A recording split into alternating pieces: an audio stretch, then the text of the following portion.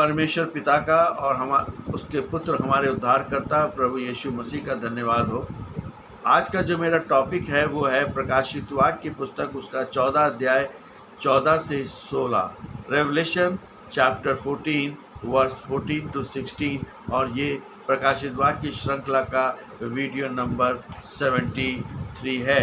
और यहाँ पे परमेश्वर के वचन में इस प्रकार से लिखा हुआ है, मैंने दृष्टि की और देखो एक उज्ज्वल बादल, और उस बादल पर मानव पुत्र के सदृश कोई बैठा था।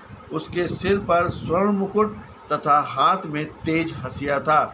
तब एक और स्वर्गदूत मंदिर में से निकला और ऊंची आवाज़ से उससे जो बादल पर बैठा था कहने लगा, अपनी हंसिया लगाकर फसल काट, इसलिए कि कटनी की घड़ी आ पहुंची है, क्योंकि पृथ्वी की फसल पक चुकी है।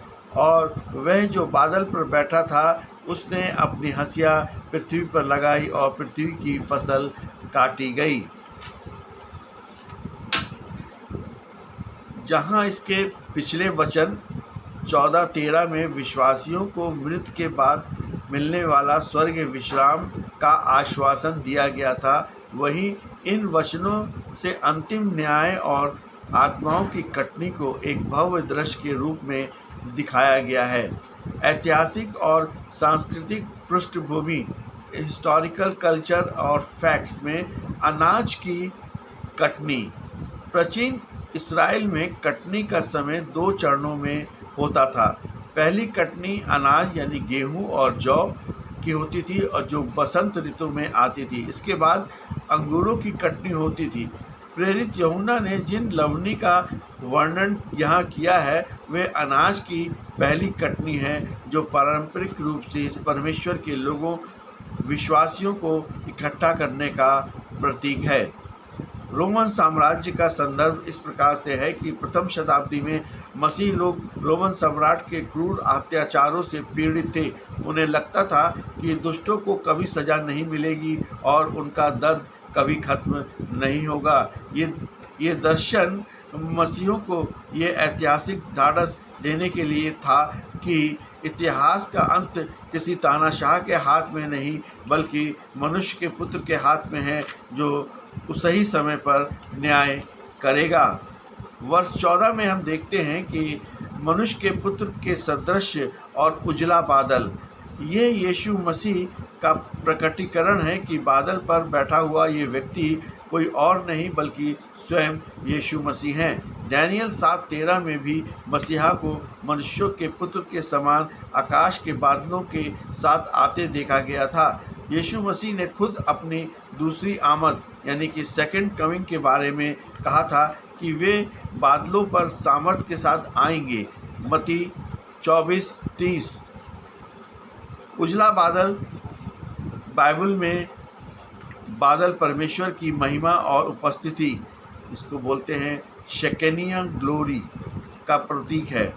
उजला रंग मसीह की पवित्रता, धार्मिकता और न्याय की निष्पक्षता को दर्शाता है। सोने का मुकुट, गोल्डन क्राउन, तीखा हंसिया, ये मूल यूनानी शब्द स्टेफनोस का प्रयोग हुआ है, जो राज्यों के शाही मुकुट यानी कि उसको बोलते हैं डियाडेन के बजाय विजेता को मिलने वाला मुकुट है।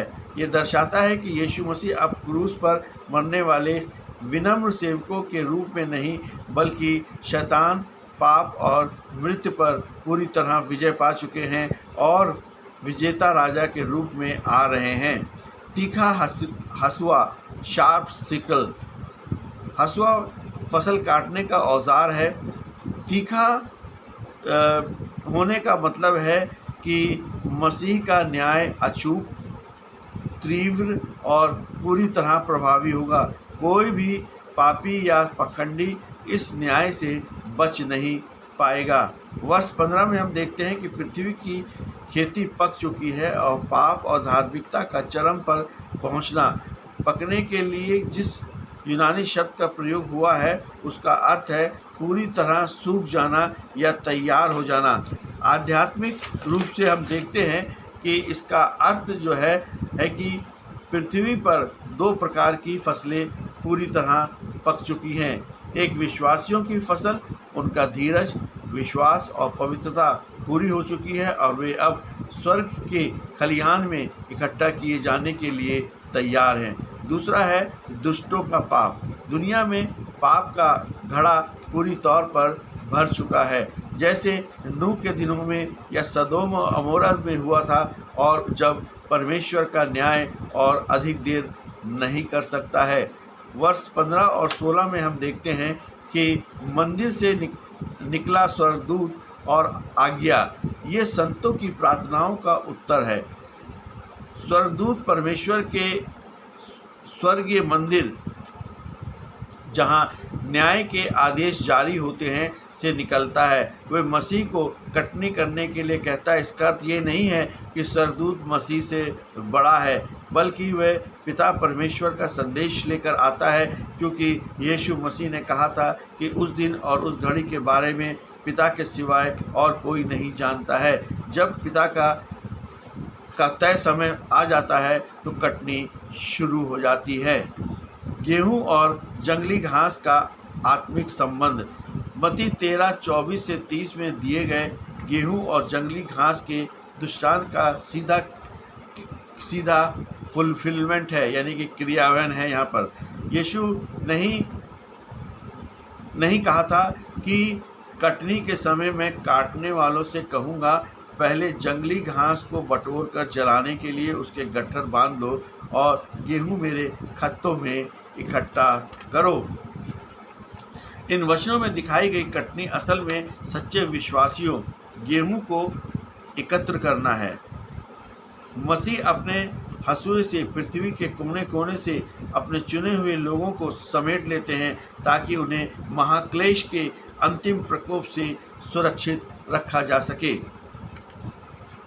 गंभीर चेतावनी और सीख ये है कि हमारा जीवन किस दिशा में पक रहा है। जैसे फसल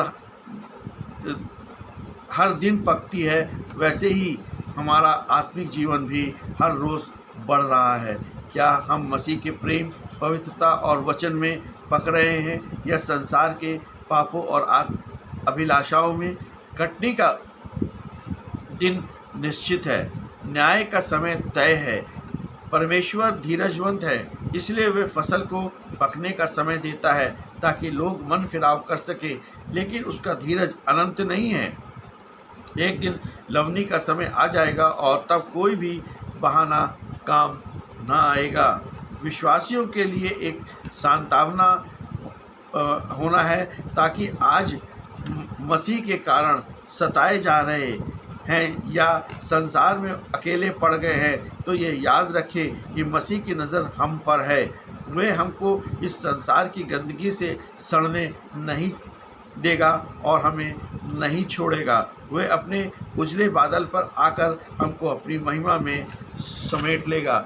इसलिए यीशु मसीह पर विश्वास करें, यीशु मसीह से अपने पापों को मान लें, यीशु मसीह से अपने पापों का पश्चाताप करें और यीशु मसीह को उद्धारकर्ता के रूप में ग्रहण करें। यही मसीह जीवन है।